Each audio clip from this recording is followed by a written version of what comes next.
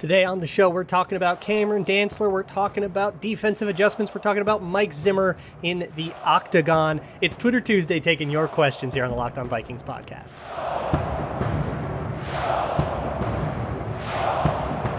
Ooh-wee! You are Locked On Vikings, your daily Minnesota Vikings podcast, part of the Locked On Podcast Network, your team every day. What's going on, everybody? Welcome to the Locked On Vikings podcast, part of the Locked On Podcast Network, your team every day. Thank you for making us the first listen of your day. Today's show is brought to you by Rock Auto. Amazing selection, reliably low prices, and all the parts your car will ever need. I'm your host, your pal, and the kid you copied off in math class. My name is Luke Braun. You can find me on Twitter at Luke Braun NFL, and you can find the show on Twitter at Locked On Vikings. Today is Twitter Tuesday. That means we are taking your questions. We're talking about stuff in the Seahawks game. We're talking about all things existentially Vikings and some stuff that doesn't belong in those categories. So nothing much in the way of Vikings news so far. They re-signed Blake Brandel to the practice squad. He was released in a procedural move as they were making some roster space before the game. He cleared waivers. He's on the practice squad, so he can be elevated for whatever if the Vikings still need him. So that's nice, I suppose. But the real main course of the day is the mailbag. I love these mailbag episodes. We do them every Tuesday here on the Locked On Vikings podcast. Also, the podcast is on YouTube, free on all platforms, but especially YouTube where there's a video component. So if you want to check that out, that's great. If you want to ask a question for the mailbag, you can just leave a comment on YouTube. You can also do all the normal ways. Find me on Twitter at Luke Braun NFL or at Locked On Vikings. You can send an email to lockedonvikingspodcast@gmail.com. There is a Google form in the show notes if you'd rather do that. Find a way to ask me a question. I'll find a way to answer it. So let's start with a couple of questions that I got about 10,000 iterations of. Everybody asked something about what's up with Bashaud Breeland, basically. I'll go with the one from Matt Anderson. What's up, buddy? He says, at what point do we start becoming concerned with Breeland, and are his mistakes fixable? So I think we're beyond concern. To me, concern evokes some level of uncertainty where we go, is he bad? Do we have to start worrying that he's bad? He's bad. He's been bad. It's been awful, right? There's no ambiguity about this. So I don't know if concern is a word. I don't know. The word concern always annoys me. It's like we're sitting here jittering over if Breeland's bad. He's bad, and it's a problem, but are his mistakes fixable? Here's the way that I see what's going on with Bashaud Breeland. And I'm going to watch the tape and come up with hopefully a more specific answer to this too. But the way that I saw it in the live watch and the rewatch and stuff, he's playing too soft right now. Zimmer gives cornerbacks all the leverage in the world, to all the leeway in the world to decide if they want to play in press or off coverage. That is a decision the cornerbacks make. They make it based on the alignment. They make it based on their read, on film study and stuff. A couple of years ago, I actually had a conversation with Trey Waynes about this on Locked On Vikings. You can go back in the archives and listen to it if you want to, where he kind of described it is a judgment call based on what they think would be best for that particular down and distance and situation. So he's just choosing off coverage a lot in situations where he shouldn't be. And that's a coaching point. That's where you have to say, hey, you stop doing that. And if you can get him to stop doing that, if you can get him to understand the differences a little bit better. And I don't know if in his previous places he was making those decisions too. I know not all teams do that. A lot of teams will be in a little bit more control over their cornerbacks rather than kind of letting them make decisions for themselves. If he's not used to that, then obviously that's going to be something he's not that good at. So you got to kind of help him out there. You can also cover him up a little bit. If you're worried about him playing off too much because he's so scared of being beat deep, we'll give him help over the top so he doesn't have to worry about getting beat deep, and then he can play cornerback the way he knows how to play cornerback. And I think that's the adjustment. A lot of people ask, what was the adjustment that the Vikings made at halftime or whatever? I think that was the adjustment that they made, where they basically pulled Harrison Smith out of the box and they said, you got to help Bashaud Breeland deep. I think we even caught Mike Zimmer, the broadcast, caught Mike Zimmer telling that to Harrison Smith. I think that's what they were talking about. I choose to believe it, at least. So are his mistakes fixable? Yeah, it's a hard thing to learn if you don't know it naturally. But more so, I think they're kind of something you can paper over, and you'll take those measures before you just pull a guy and bench him for a backup that's probably worse. Which brings me to the next question, which another one that people asked 10,000 iterations of. I went with the one from Connor M, who said, is it time to worry about Dantzler's future, or is it too soon? Probably too soon to worry about like his future. Guys go through weird development arcs. And I think something we too often assume in the world of football players is that the guy they are today is the guy they were yesterday, and that the guy they will be tomorrow. That's not necessarily true. The way a player plays right now, he might be having a bad streak of days, and then he might have been way better last year, and maybe he'll be better again next year. Look at KJ Osborne. He was barely rosterable last year, and now he's a pretty good wide receiver 3 for us. Look at guys that start well and then they fall off. Like, it's just, Cameron Dantzler might be that guy. He might have played really well in 2020, 2021. My guess still is that they asked him to gain a bunch of weight, and then he did, and then he got slow, and then he was bad at cornerback, and so that was a mistake. And if he loses the weight, maybe he can get back to form. If that happened, that would all make perfect sense to me. So I don't think it's time to worry about him. A lot of people really want him to go in over Dantzler, but like I kind of said, there's a lot of schematic things you will do to kind of help Breeland out. And, don't leave him on an island. Don't leave him in on, pure man coverage. They're doing similar stuff to Patrick Peterson on the other side. The Vikings do this all the time, right? Ask a corner to do what he can do, and don't ask him to do any more than that, and have the safeties kind of pick up whatever's left over. That's, I think, just good coverage design. And you can go through those paces before you just pull a guy and kind of hit the nuclear button and bench a guy. I think it's way easier to tweak the scheme to fit somebody's strengths and weaknesses than it is to pull a starter and get used to a whole other guy who didn't beat the guy out in camp, by the way. So are we really sure somebody else is better, right? There's always check my pinned tweet on Twitter if you think it can't get worse than Bashaud Breeland. Skull Smith asks, who would you rather see duke it out in the octagon? Dantzler and Breeland, or Zimmer and Chris Thomason? Chris Thomason of the Pioneer Press. So obviously Zimmer and Thomason. That sounds hilarious. That sounds phenomenal. I would pay pay-per-view for that. Let's get that thing booked. Let's go. $100 a ticket. Trubisky's Burner says, when will we see lineup or schematic adjustments from the defense to avoid coming out so flat early in games? What adjustments can you suggest? So I can't quite answer this yet because I don't really know what Seattle did to the Vikings to make things so hard on them, but it seemed like the Seahawks just did some game plan stuff the Vikings didn't see coming, and they had to figure it out on the fly. And that'll just happen to you sometimes. But if that doesn't happen, obviously things might start off a little bit better. King Squeak says, which teams would Alexander Mattison be a running back 1 on, ignoring injured players? I'm not familiar enough with everybody's run game to name some teams. I don't know who likes the running back or who doesn't. Mattison to me feels like he belongs in a committee though, and not necessarily as a bell cow. He's a thumper. He bounces off of contact. He made pretty good reads in the Seattle game, and that's really nice. But he doesn't have the burst really to be that constant home run threat that you need to be if you're going to be a Christian McCaffrey or a Dalvin Cook.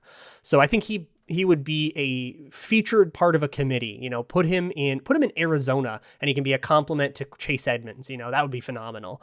But I think that's kind of where he belongs. I got a lot more of questions that I want to talk to you all about, but I also want to talk to you about when you get gas for your car. It kind of sucks. Gas prices are high, man. They keep going up. But if you want to save $1 when you get some gas, get the Get Upside app. It is an awesome app that just lets you save some money at the pump. You get 25 cents off at the pump. And we have a promo code when you sign up at Get Upside. You can use promo code Touchdown. You can get an extra 25 cents off per gallon at the pump. That's 50 cents off a gallon at the pump. If you're mad because gas prices went up to $3.50, well, they're back down to $3 now just for getting Get Upside and using promo code Touchdown. You can download the free app. It is the real deal. It is awesome. And you can get up to 50 cents off per gallon on your first tank just by using the promo code Touchdown. I also want to talk to you about Grambling. Vikings at this juncture are plus 1.5, so they are 1.5 point underdogs to Cleveland at home. So they're home underdogs again. You might want to bet on that. Over under on that one's 52.5 as well. So if you don't believe in the Vikings defense and you do believe in the Vikings offense, you might want to hit that over too if you would prefer. You can find those lines and much, much more. You can find everything in pro and college football. There's other sports going on. WNBA playoffs are going on. Baseball, basketball, everything at betonline.ag. You can even find your favorite Vegas casino games. So log on, play a little bit of blackjack. Who's going to stop you? That is at betonline.ag. And if you enter promo code NFL100, if you haven't signed up yet, you sign up, enter promo code NFL100 when you make your first deposit, and BetOnline will match that deposit. 100% match. That means you put in $500, they put in $500 of theirs to your account as well. You just get some free play money. So head on over to betonline.ag, enter promo code NFL100 if you haven't signed up yet, and get a Grambling at BetOnline, your online sportsbook experts. Moving on with this mailbag, Rorschach Cousins asks, can we talk about Jordan Berry casually pinning the ball inside the 5 to end the game? That's a deeply un-Viking special teams thing to do. Yeah, that was awesome. Somebody else just said, like, can we just talk about Jordan Berry? Jordan Berry's been punting phenomenally. He's really pinned a lot of stuff. He had a really clutch punt in overtime against the Bengals. Vikings couldn't cash in on it, but it pinned them at like the 5. And then he had this one that was just such a cool way to like ice the game. And on that play, CJ Ham stole a dude's soul. Like, he ended a guy on that punt. I think it was Ryan Neal, the safety for the Seahawks. He just destroyed that guy. Really, really great stuff. I love watching good special teams play, and I've been more interested in watching punts this year. I don't know, they just captivate me. I Gritty Like Kirk says, if Darrisaw practices full this week and is healthy enough to play, when do you think he plays? It's really hard to answer that question. It's when the Vikings are comfortable that he knows the calls. And when I say the calls, I'm talking about the protections, and protections are very, very complicated.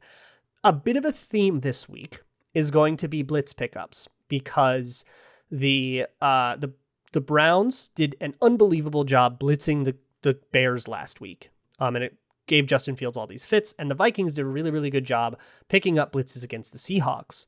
And I think it gives us a really good opportunity. There's a lot of teach tape in there. It gives us a good opportunity to understand more about how offenses handle blitzes, what kind of blitzes they handle, and all that stuff. So stay tuned for more about what I mean by that. But if you're not familiar enough with all that stuff, and if you haven't gotten a lot of reps, it's going to be really hard to get familiar with all that stuff.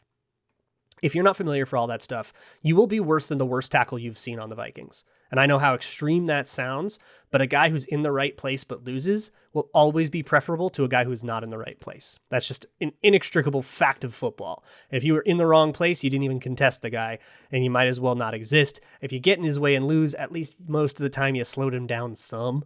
So it depends on when he's ready to play. That could, again, it's kind of the same as his injury. It could be tomorrow. It could be December. But that's just kind of the way rookies come along. And that was always going to be a snag for him, even before the groin injury got worse than we thought. Drew Lock Enjoyer says, who can we attribute the defense turning around at half to most? Zimmer, pass rush, secondary. Who should I be praising? I need a narrative. So your narrative should be complimentary football, probably. I think pulling Harrison Smith out of the box and making him more, doing more too high safety stuff was a good adjustment. I think that helps. So give Zimmer that, and I guess give that to Harrison Smith too, to like help Bashaud Breeland out, and give Bashaud Breeland some credit too for kind of, taking his new assignment and doing much better at that. But I think the main thing is, and I mentioned this yesterday too, the Vikings took like 8 minutes and then 5 minutes and then 7 minutes off the clock in 3 drives, and all of those drives ended in, I think one was a touchdown, 2 were field goals. So all those drives scored. And so you just kind of kept resting up your defense and scoring and extending the lead. And every time the Seahawks got the ball back, the situation was like a lot worse than the last time they punted it. And I think that matters for morale. And obviously that just matters in a game situation sense. So I think it's the offense made things very easy for the defense in the second half. Now they did a good job, and part of that's because of that, the adjustment they made in the secondary. Part of that is because the defensive line stopped getting caught in the wrong personnel. I'll talk about that in a sec. But I think the real answer is game script got real suddenly favorable for the defense. And a lot of that is because the offense worked. The run game worked. The pass game worked. They killed a lot of clock. They just ran, 11 play drives every single time. That's just going to give everybody a chance to rest. And that really matters on defense. Chris asks, how did Everson's sack daddy celebration make you feel? Some kind of way, let me tell you. James Kuanu says, outside of Cousins, who had the best performance yesterday? So I will agree that Cousins probably had the best performance on the Vikings yesterday. I think PFF agrees with me too. I don't think many people would disagree. Kirk Cousins was phenomenal, right? Some other honorable mentions. Daniil Hunter in pass rush was very good. I thought Brian O'Neill had a very good game. I think Bradbury, this is another thing that I'm going to have to circle back to when I can kind of explain more about what goes on in protections and blitz counters and stuff. I think Bradbury did some really, really cool stuff in this one. I think he's more responsible for this win than meets the eye. But I'm not sure about that. I need to go watch more of the tape, and I need to make sure I understand protections the way I think I understand them. I'm a little bit unsure of that right now. So I'm not ready to really turn that take into content yet. But I have a theory that Bradbury did some really, really cool stuff on the mental side of the game that absolutely contributed to that win. Eric the Red says, is the offensive line's success sustainable? Vikings did a good job of getting the ball out quickly, and that seemed to help. Can they just keep doing that?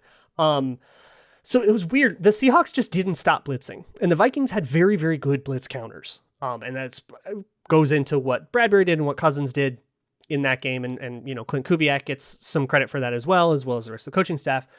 So against the Seahawks, the answer to that was yes, because the Seahawks didn't stop blitzing, and the Vikings just kept calling screens against the blitz. And it was like, well, if you're going to keep giving us this, we're going to keep taking it. And I think that's a really big indictment of Seattle, but it's not a knock on the Vikings. They took what the defense gave them, right? It's the cliche you always hear.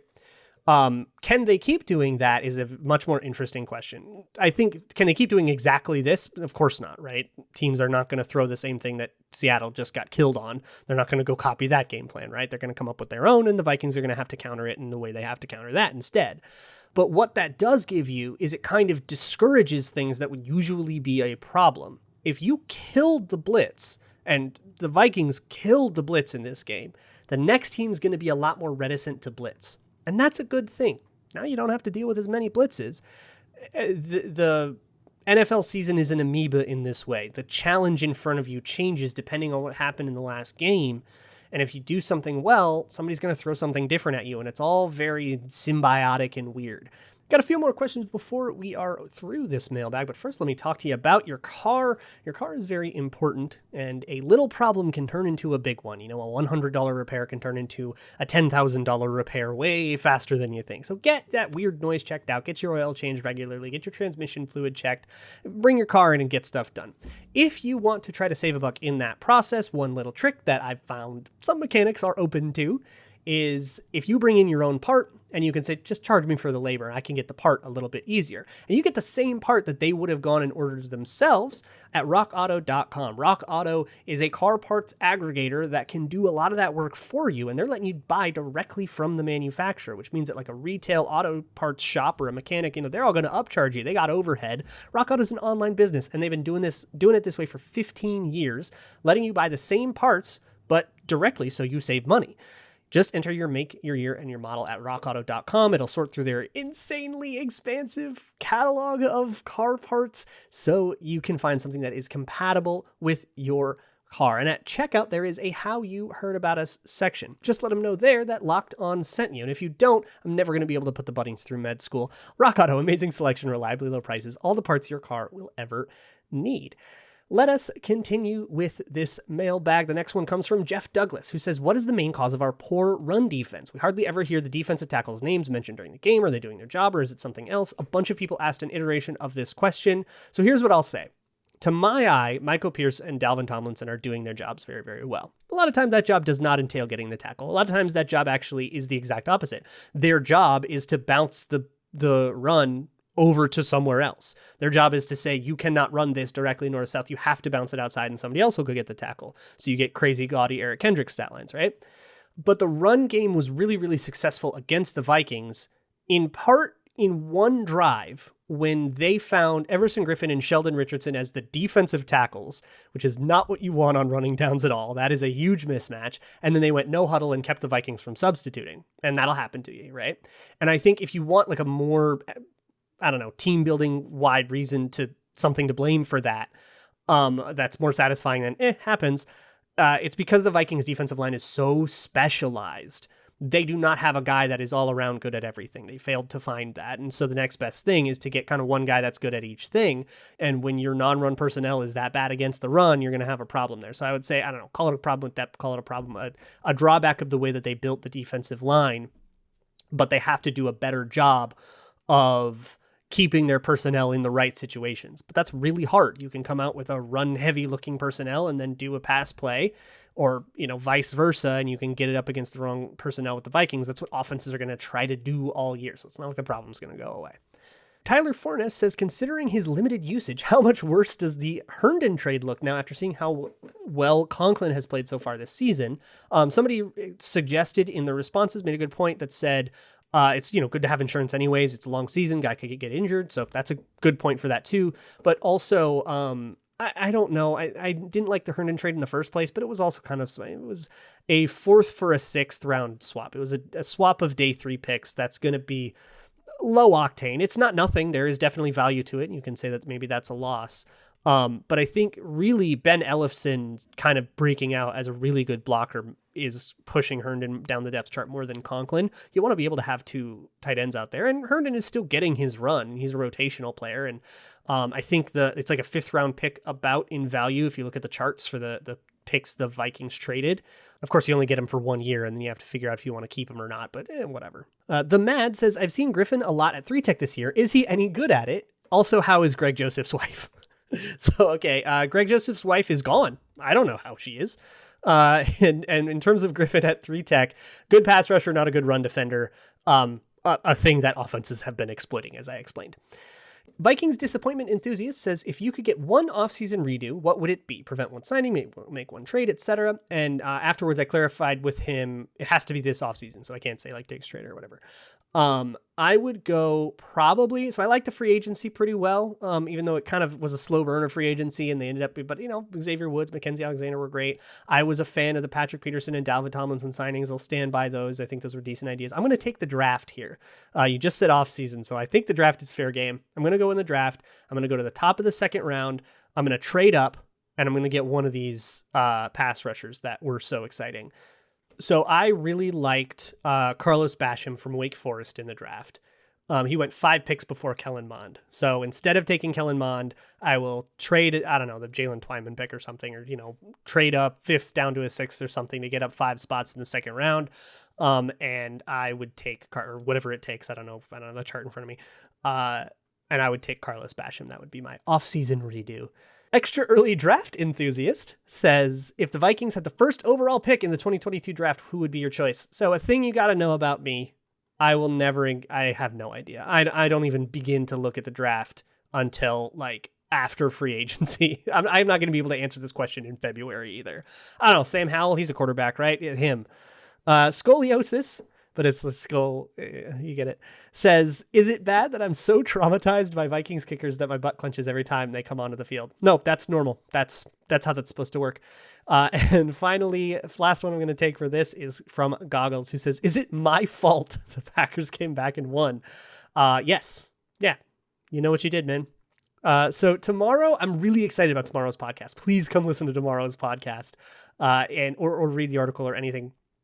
It is about protections. It is going to be about Garrett Bradbury, going to be about Kirk Cousins, going to be about what the Vikings did in this Seattle game. And I'll also get to some other film insights too. I'll try to shed more light on Bashaud Breeland if I can, shed more light on defensive adjustments and how guys did and stuff like that. But I really, really want to focus on protections and adjustments. We're going to do a little bit of football 201, if you will. I'm really, really excited about it. So thank you for making Locked On Vikings your first listen of the day. Make your second listen of the day, the Locked On Bets podcast. Get your Gramble straight with your boy Q and Lee Sterling. You can find me on Twitter at Luke Braun NFL, posting clips of all 22, hopefully. You can find the show on Twitter at Locked On Vikings. I'll see you all tomorrow, and as always, Skull.